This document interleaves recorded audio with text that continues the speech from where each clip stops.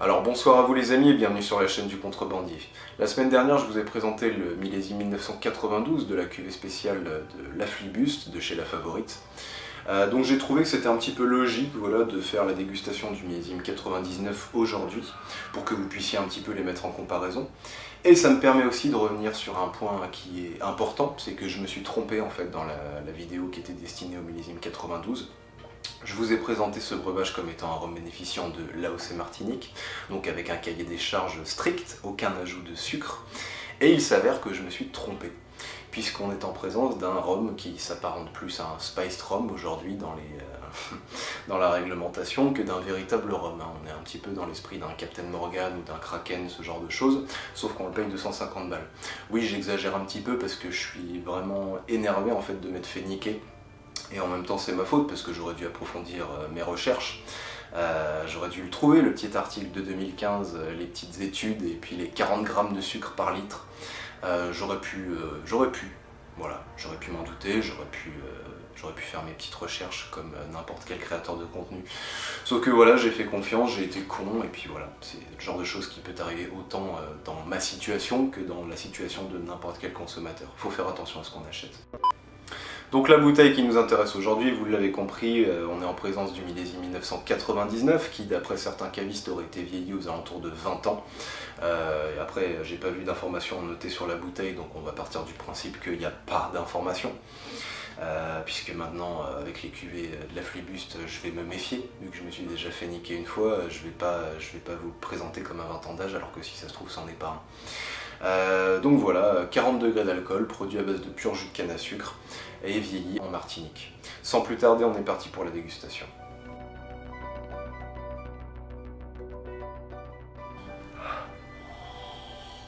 Donc le nez, je vais tout de suite le mettre en comparaison avec le millésime 92. On a beaucoup plus le côté ADN martiniquais avec ce poivre qui est très très expressif. Il y a un côté réglisse qui est beaucoup plus affirmé que sur le 92. Et on a ce côté végétal mais qui vient de la canne à sucre, ce côté vraiment canne à sucre légèrement caramélisé, mais qui garde encore ce côté végétal. Il y a vraiment ce côté encore un tout petit peu vert que j'avais pas du tout dans le 92. On a beaucoup moins le versant fruité, donc il y a plus ce côté pruneau, il y a plus ce côté raisin. La vanille c'est pareil, tu la sens mais elle est vraiment discrète. Là on est plus en présence d'un nez qui est un petit peu discret, qui est un petit peu plus boisé, un petit peu plus sec. Il y a des épices, il y a du tabac, il y a toujours ce côté un petit peu sur le cuir aussi, légèrement. C'est un nez qui dans tous les cas est beaucoup moins expressif que le 92. Et à l'aveugle, tu pourrais vraiment te dire que t'es pas du tout en présence d'un rhum qui aurait été sucré, donc peut-être qu'il l'a moins été. Parce qu'il y a vraiment beaucoup moins ce côté gourmandise que je pouvais avoir sur le 92 et de savoir qu'il y a eu des ajouts dans ces cuvées là, ça m'a fait me dire inconsciemment que j'allais sentir le sucre, mais pour moi il fait beaucoup plus sec que l'était le 92 clairement, moins expressif aussi, moins dans cet excès comme ça voilà, vraiment d'opulence tu vois, gourmande. Là on est sur quelque chose de beaucoup plus classique.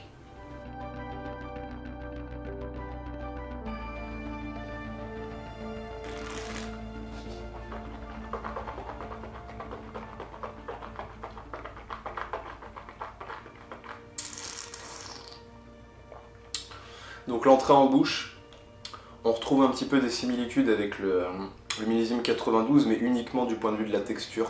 On a vraiment ce côté soyeux, facile à boire, un petit peu rond, un petit peu gourmand. Mais par contre, du point de vue aromatique, c'est le jour et la nuit, ça n'a absolument rien à voir. On a une entrée en bouche qui est extrêmement épicée, vraiment poivrée. Limite pimentée, tu vois, tellement elle est mordante comme ça, elle vient tout de suite te chercher. Il y a les tanins d'un vieux bois légèrement poussiéreux qui tire un petit peu sur le réglisse, un petit peu sur le cuir. En fait, tu as des gros marqueurs de vieillissement qui sont associés à ces notes de terroir. Et les notes de terroir qui justement manquaient un petit peu au millésime 92, là tu les retrouves. Mais à l'inverse, tu as beaucoup moins ce côté gourmand, tu as beaucoup moins ce côté fruité. C'était déjà le cas au nez, c'est confirmé en bouche.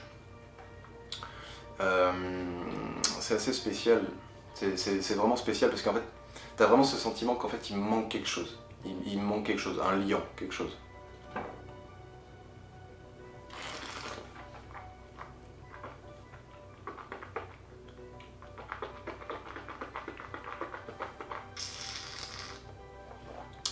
donc ce côté dessert.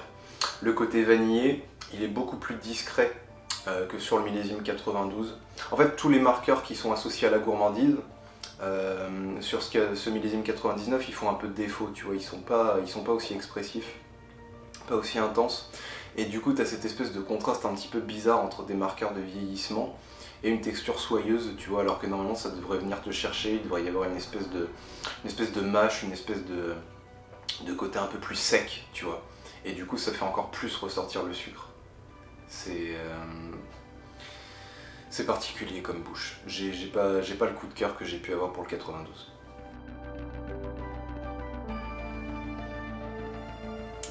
Donc la finale elle est assez longue, hein, elle est comparable à ce que j'ai pu avoir sur la dégustation du 92.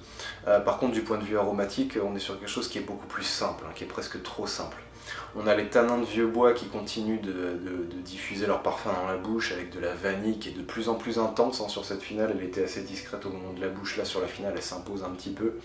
Et on a vraiment cette réglisse qui nous accompagne tout du long de la dégustation, qui est vraiment intense elle pour le coup.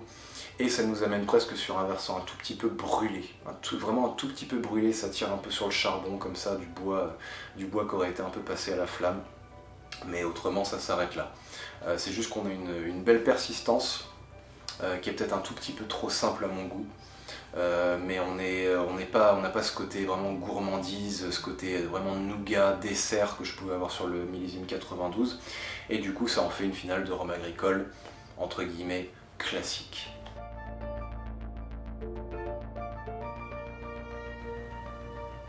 Donc en termes de prix, c'est une bouteille que vous trouviez au moment de sa sortie aux alentours de 300 €.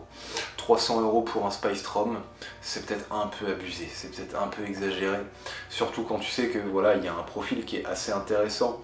Il y a ce côté martiniquais qui ressort beaucoup plus que sur le millésime 92. Il y a ce côté marqueur de vieillissement et ainsi de suite qui vraiment moi m'ont régalé pendant cette dégustation. Mais il manquait vraiment ce lien, ce côté gourmand, tu vois, que j'avais eu sur le millésime 92 et que là j'ai pas du tout eu. J'avais que cette impression un petit peu soyeuse, un petit peu collante, un peu sucrée presque, qui suffisait pas en fait. T'avais l'impression qu'ils avaient juste pris un vieux rhum, qu'ils l'avaient sucré et embouteillé, basta cosy, tu vois. Il n'y a pas de gourmandise, il n'y a pas de plaisir en fait véritable à boire ça. C'est juste un rhum vieux qu'on fait passer avec du sucre, en tout cas dans cette dégustation. Et effectivement ça passe, parce que c'est pas une dégustation qui est désagréable, mais ça vaut pas 300 balles. Ça vaut pas 300 balles, il n'y a pas de mention d'âge, il n'y a pas de transparence, il n'y a rien. Donc voilà. Vous laissez pas avoir, hein, j'ai mis 19 sur 20 à la dégustation du millésime 92, alors qu'en réalité il en vaut peut-être 15 ou grand maximum 16. Pour celui-là je vais partir sur un 12 sur 20. Je vais partir sur un 12 sur 20, parce que voilà, malgré tout c'est quand même quelque chose qui est plaisant, il y a une belle longueur, c'est quelque chose qui se boit facilement, mais ça manque de corps, ça manque d'âme, et déjà j'ai l'impression d'être trop gentil en mettant 12, j'ai l'impression d'être trop gentil, mais bon, c'est le jeu. Et voilà les amis, c'était le contrebandier, j'espère que cette vidéo vous a plu. N'hésitez pas à commenter, partager, liker, ça fait toujours plaisir. Puis moi de mon côté je vous souhaite une excellente journée, une excellente soirée, peu importe l'heure à laquelle vous regardez ça, de toute façon c'est pareil, puis je vous dis à très vite. Ciao!